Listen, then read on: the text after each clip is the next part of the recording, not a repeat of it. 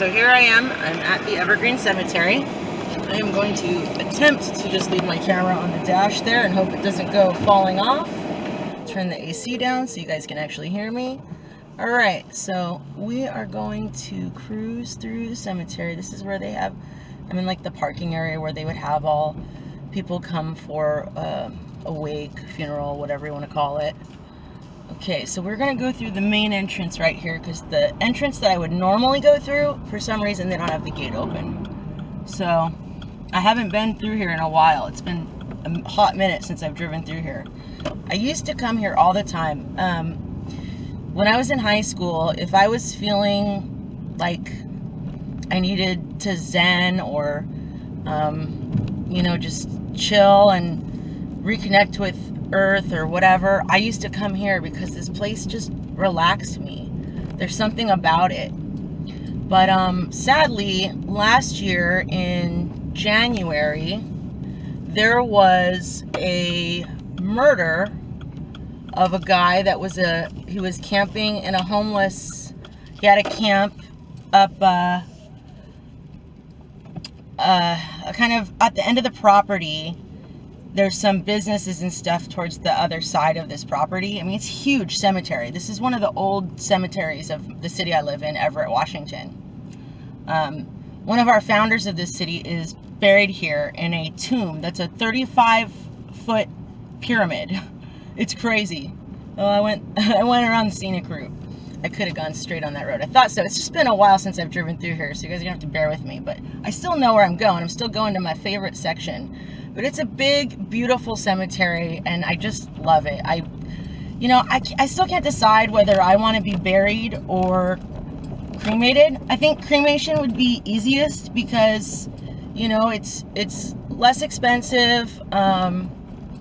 It's just easier for my family. But the thing is, I've always wanted a coffin and a headstone and that stuff. So there's that kind of thing that is why I kind of want to be buried, but I think I'll probably be cremated. But if I can have a memorial here, that would totally make my life.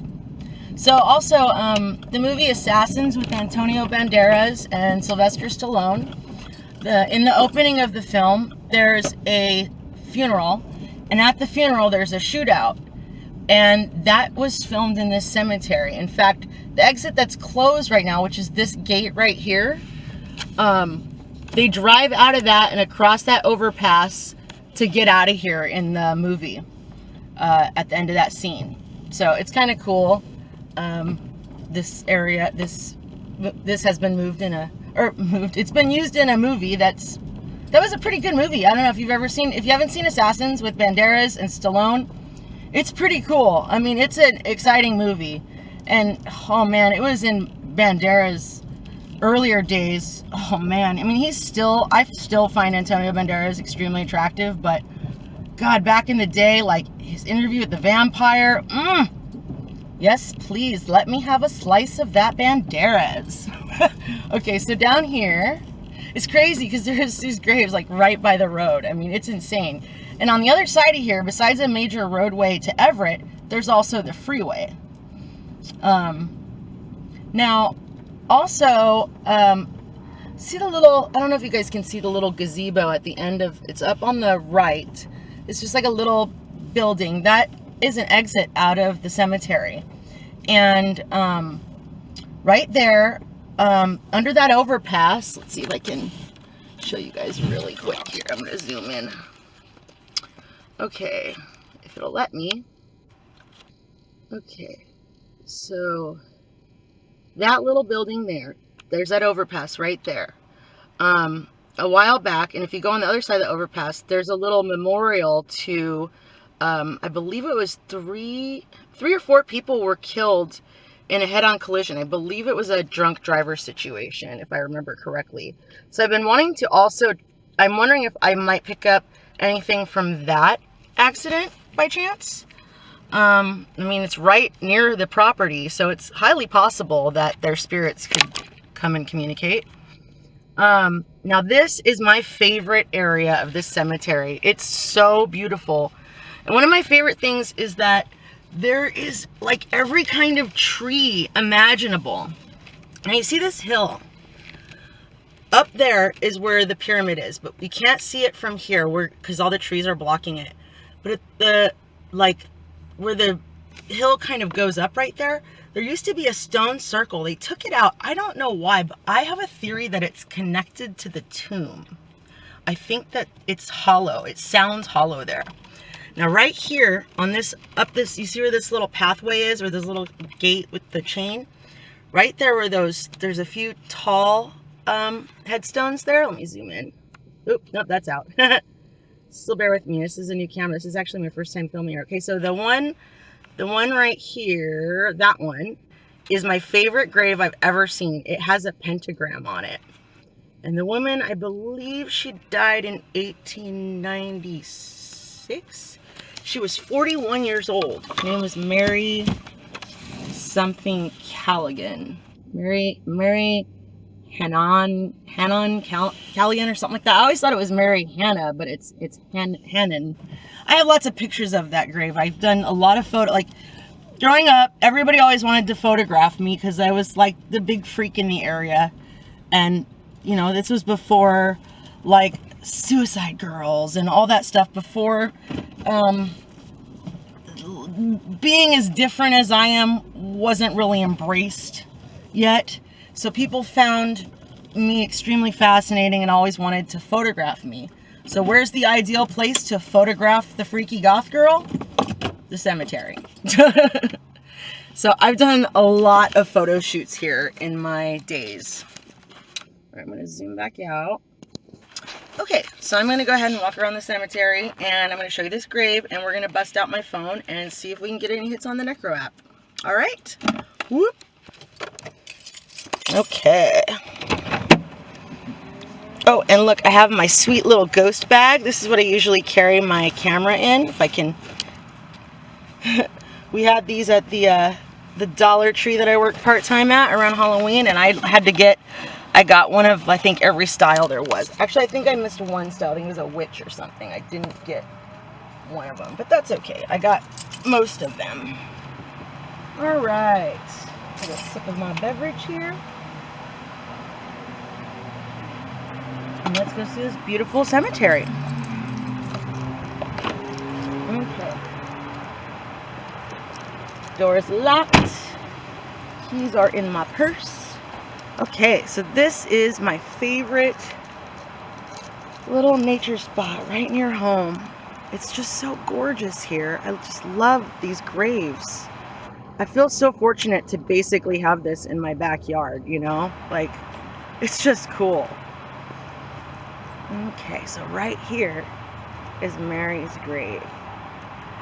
And then all those trees and stuff. See, in the very back corner of here, at the end of the cemetery, in the corner, there's a little wooded area back there, and that's where the guy's body was found. I believe he died sometime between January 1st, 2019, and January 2nd, 2019. He was basically left pretty much naked and tied to a tree, and he died from exposure and hypothermia. It was, I think, got down to 33 degrees that night. So, poor guy. That's a really horrible way to go. I wouldn't wish that on anybody. That's awful.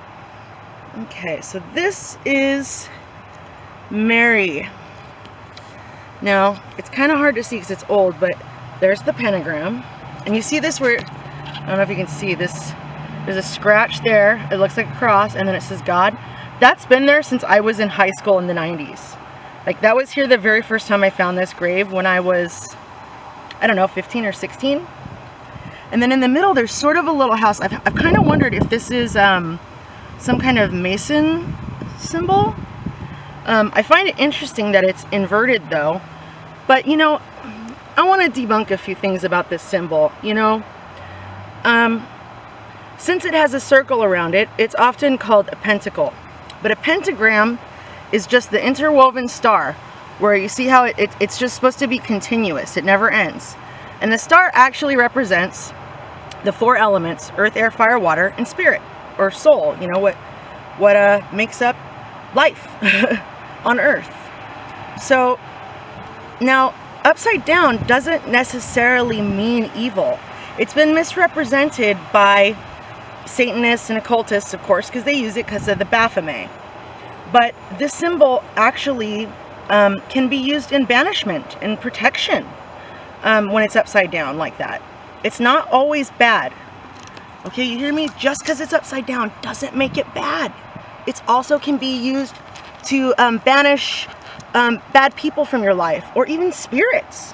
So maybe this is a symbol of protection for her. I don't know. Maybe we can speak to her. So it says, in loving remembrance of Mary Hannon, beloved wife of G.M. Callaghan, born April 29th, 1855, died December 16th, 1896. And then this is my favorite part right here, besides the pentagram. Not dead, but sleeping. I used to always sit right here and I would draw.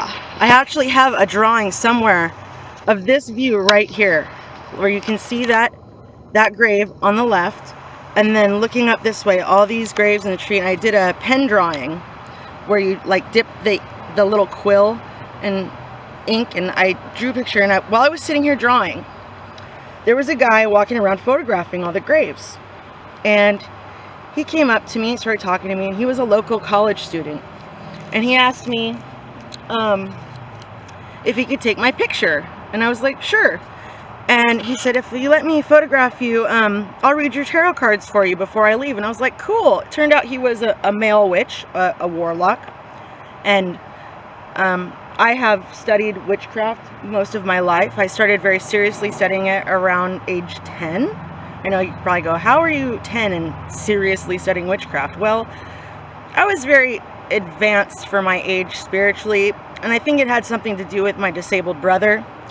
You know, when you have to find out at age 3.5 what death is, and crazy disabilities like hydrocephalus, holoprosencephaly, cerebral palsy, and what a spastic quadriplegic is, you have a tendency to grow up a little faster than other kids and relate to more things spirituality-wise than others. So other kids thought I was pretty weird young because I was already searching for answers in life and death.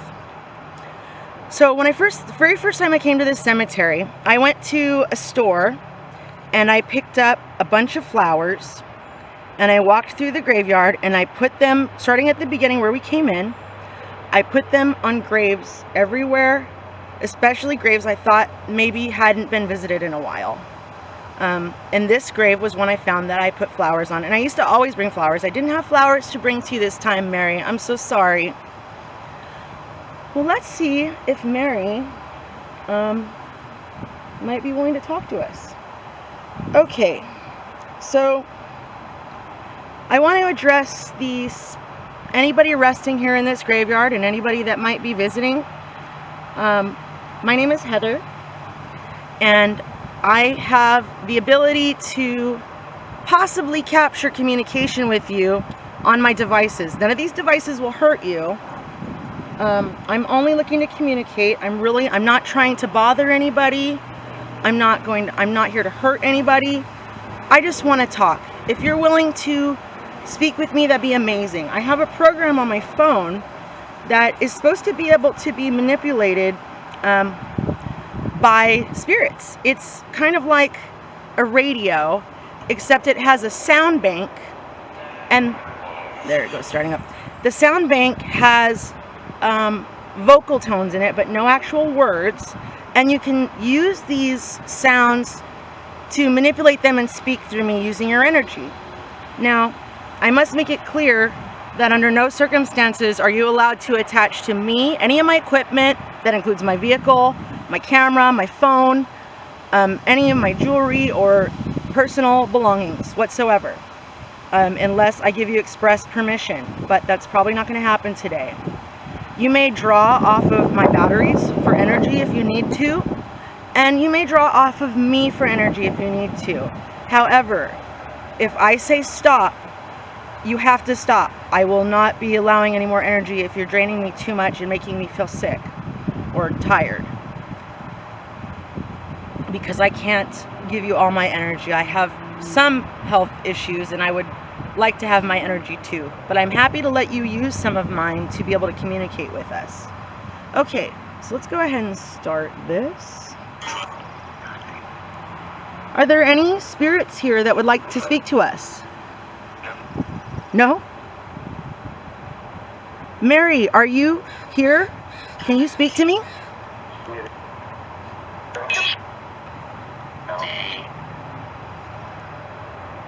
Mary, do you remember me?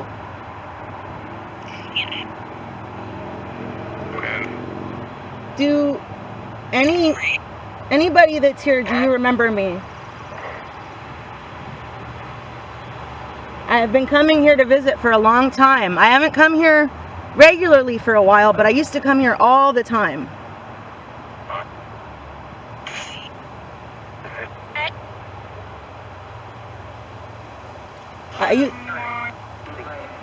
Do you know what I used to do when I visited?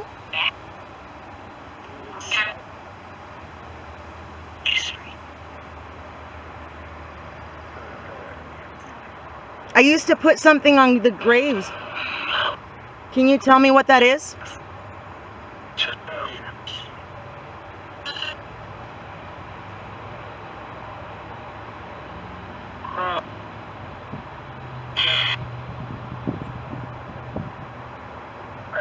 Does anybody know what happened here New Year's of 2019?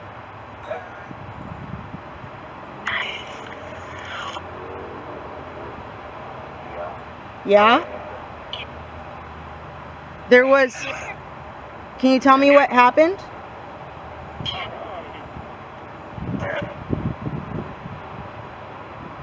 I believe a man named Michael T. Boone was murdered. Are you here, Michael?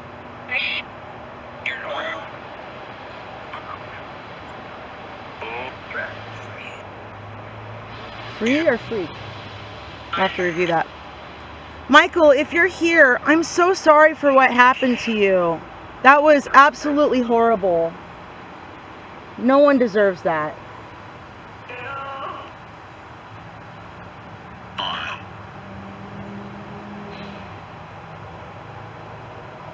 Michael, if you're here, do you have any messages that you would want to send to anybody?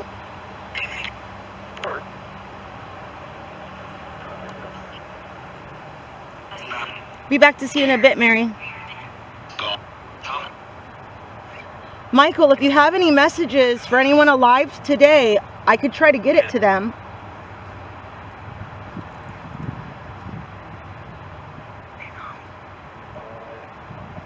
What would you say to the people that left you for dead?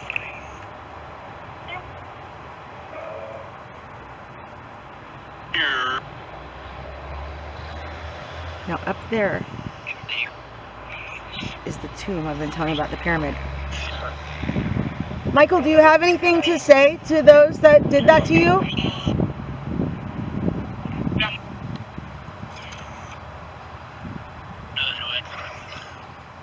Man, I'm gonna have to get a speaker. I wish I wasn't thinking about it, or I would have brought one. Oh, interesting. Michael, again, I'm so sorry for what happened to you. I hope that you're resting in peace.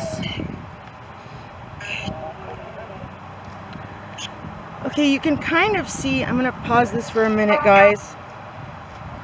You can kind of see remnants of, see where the hill kind of has like a round patch right here around this Addison McDonald. That didn't used to be there, because it was right here about, let me see, it might have been a little higher. I can't remember exactly where it was. You can still see some of the outline actually right here. You can see some of the line. This used to be a big circle, and it was more evened here. And this circle was just a single file of like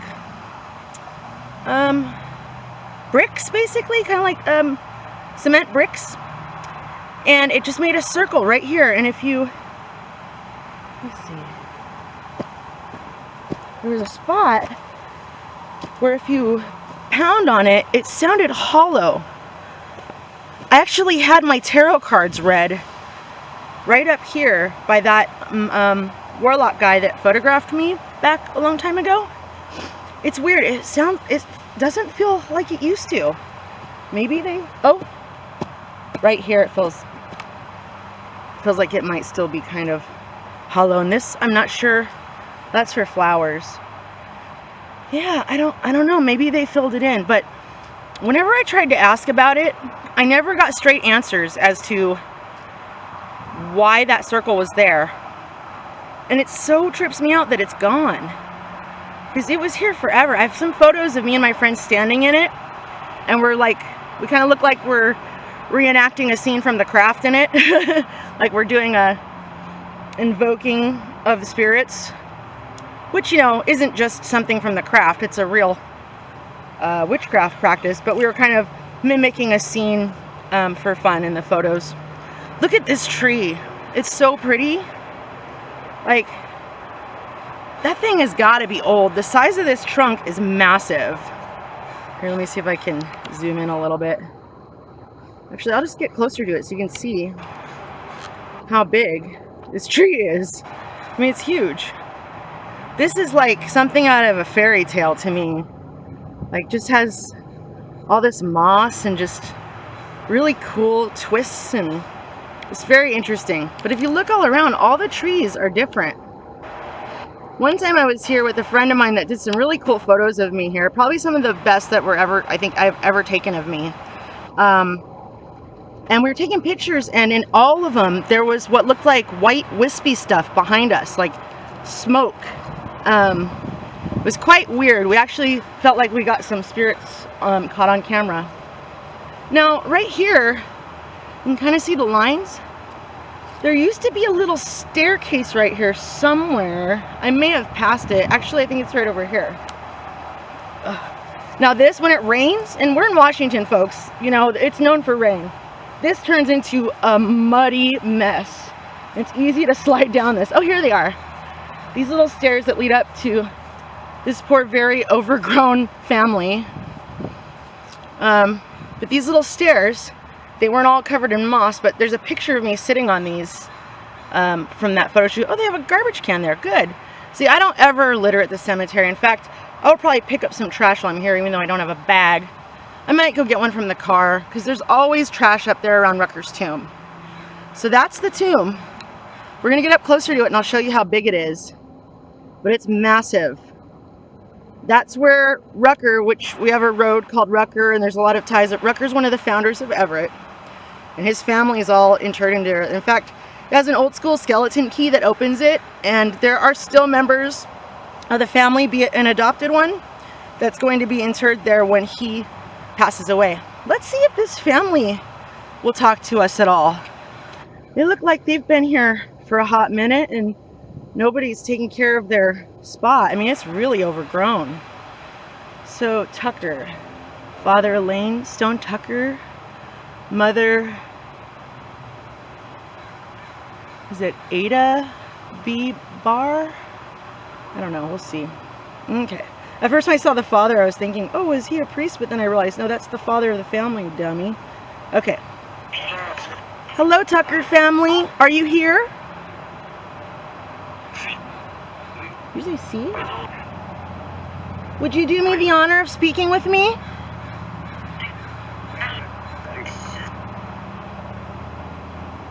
Doesn't look like anybody is taking care of your graves in a long time. I'm so sorry. Where's this one? Kenneth Tucker, January 16th. Isn't that the same day as, oh, that's he was born that day. 1904. 1898 to 1904. Oh! He was only 5 or 6 years old? That's so sad. Oh, Kenneth, I'm so sorry. Sweet young man. I'm so sorry you guys lost a child. That's very hard. No one should ever have to lose a child.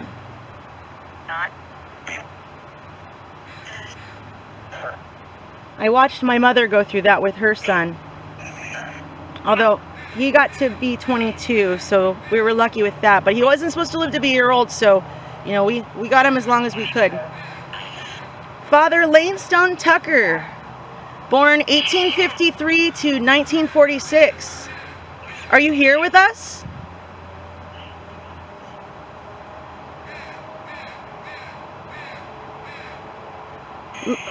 Lane, Mr. Tucker, are you here? What was Everett like in the 1800s?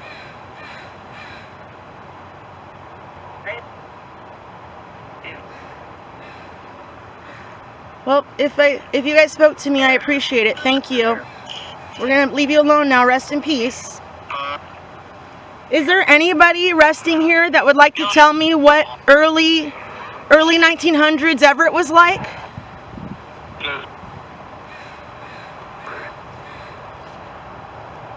So I have an audience that if they get to see interaction with you, they could possibly help me get better equipment to communicate better with you guys.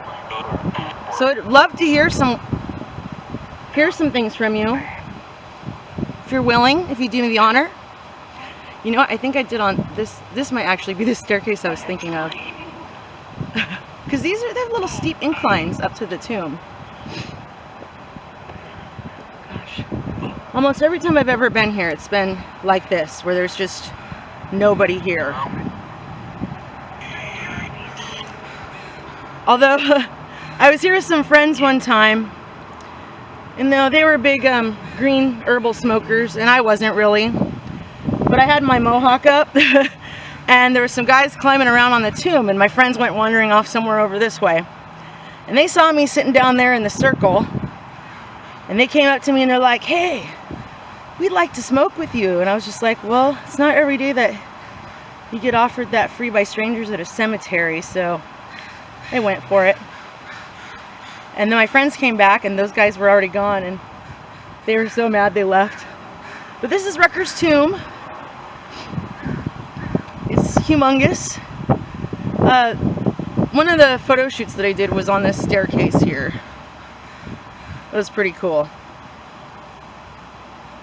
Yeah, it's everyone's kind of a rite of passage is to climb this thing. It's pretty steep too. We're gonna go walk over here. So right around it, there's not a whole lot. It's just kind of open field. I'll tell you guys why I'm walking over here in a second. I don't want to yell it. Then there's a few graves just on that outer rim here.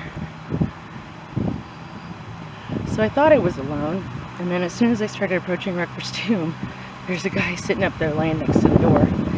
And you know what? I'm not trying to start anything with anybody, and I don't want to deal with that right now, so I'm just walking away.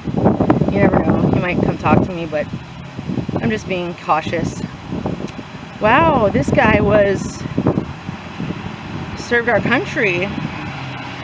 It's like 1836 to 1910. Wow, Joseph, thank you for your service. If you're here, Joseph, you can say something to us if you'd like.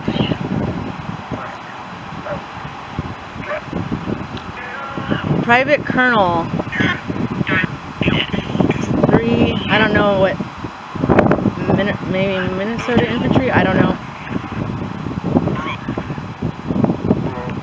Can you tell me about your service in the military, sir? Well guys, that's very interesting.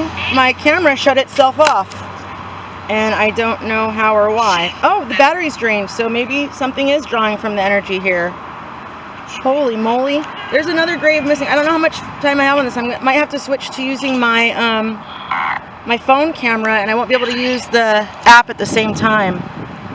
Maybe I'll go home and get some fresh batteries and come back. Here's another grave over here. Is there anybody else that would like to speak to us before my camera dies? I had full batteries, guys. Who's this? Wilhelm Nyman. Oh my gosh. Oh, August 27th. That was not only my husband's birthday, but that was our wedding anniversary. He was born August 27th. I'm November 27th. I was 9 months to the day older than him. What does it say? Oh, I don't know that language, so let's see if maybe I can look it up. Hello, Wilhelm. I hope that you're resting in peace.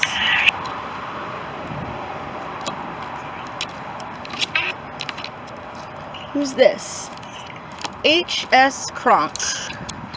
Died November 12th, 1914, aged 45 years. Oh, rest in peace, Mr. Kronk. Would you like to speak to us? Would you tell us what happened to you at 45? How'd you pass away?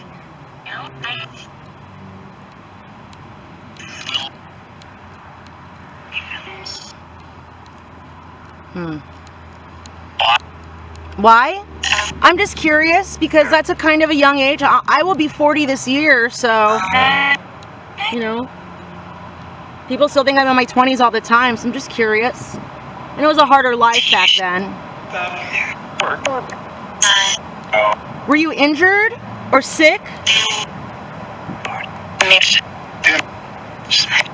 Well, I hope you're resting in peace, sir. I appreciate it if you spoke to us.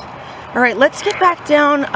Man, I really wanted to go up around the tomb more and show you guys, but I don't know what that guy's doing there, and I don't want to risk, you know, being alone and in the cemetery with some random guy, especially as a girl that has been harassed most of my life.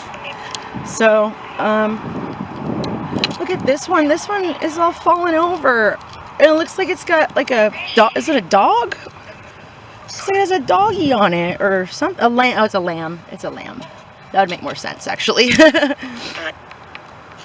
There's some really cool tombs like this one here, where it's got the risen part here. I actually did a photo on one down here a long time ago. See, the camera's gonna die any second now. I'm so sorry, you guys. I did not plan this that well. Is there anybody else that would like to speak to us before my camera dies? I'd really appreciate it. Now, if I didn't catch what you said this time, I might be able to review the footage and hear what you said later, and I can always come back. I live very close to here.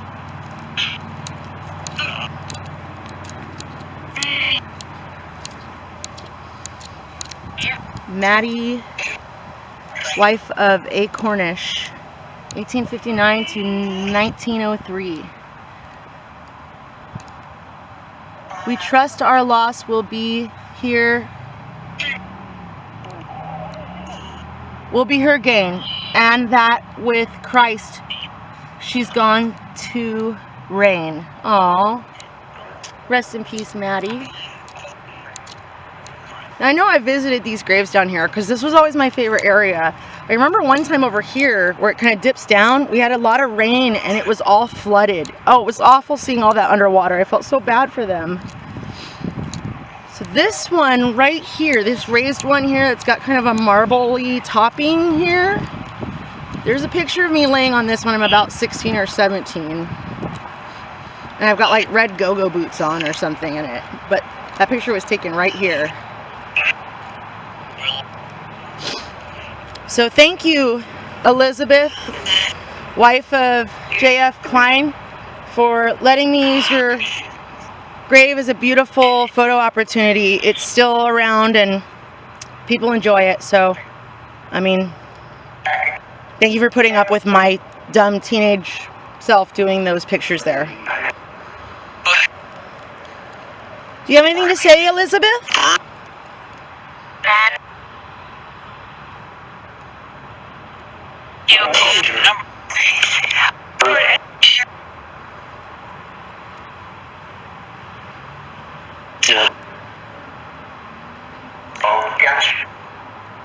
Did you say bitch? Who called me a bitch?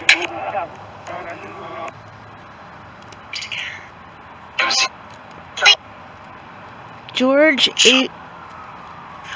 H. Morseth. March 1870 to March 10th through March 11th. He was born March 10th, 1870, died March 11th, 1910. Oh my gosh. One of my brothers was born March 11th.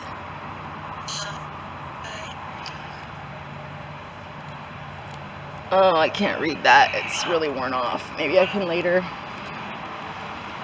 This just says daughter. Mother, oh, daughter Martha. Mother Georgiana. And Father William. Is the Charlton family here?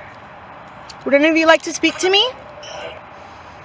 Do you have anything to say to the people that are watching this?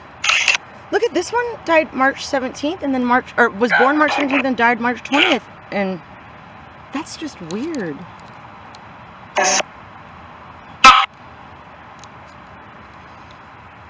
Did I say your last name correctly? Charlton?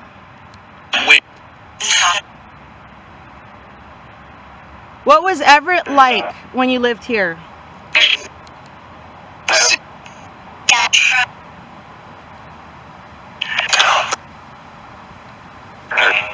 I heard there was trains that went through here. I mean, there's still trains, but it was a bigger training and mining town, right?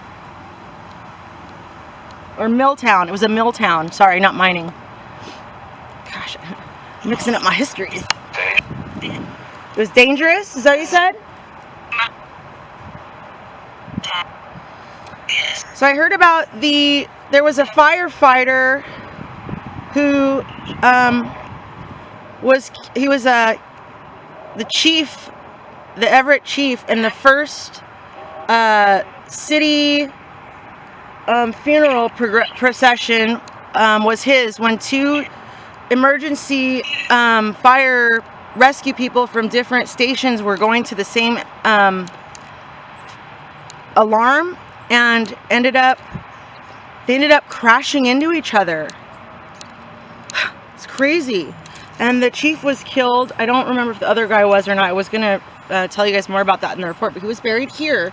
And I was going to see if Necrophonic would lead me to his grave, but we may have to save that for another day. Let me see what time it is. If I can get some more batteries, I might be able to come back here before they close. It's 5:53. Yeah, let's try to get some more batteries and come back. How about that? All right, well, I hope that you guys will talk to me some more when I get back. Thank you for any interaction you did make with me on the Necrophonic app, and for letting me photograph your beautiful resting place. All right.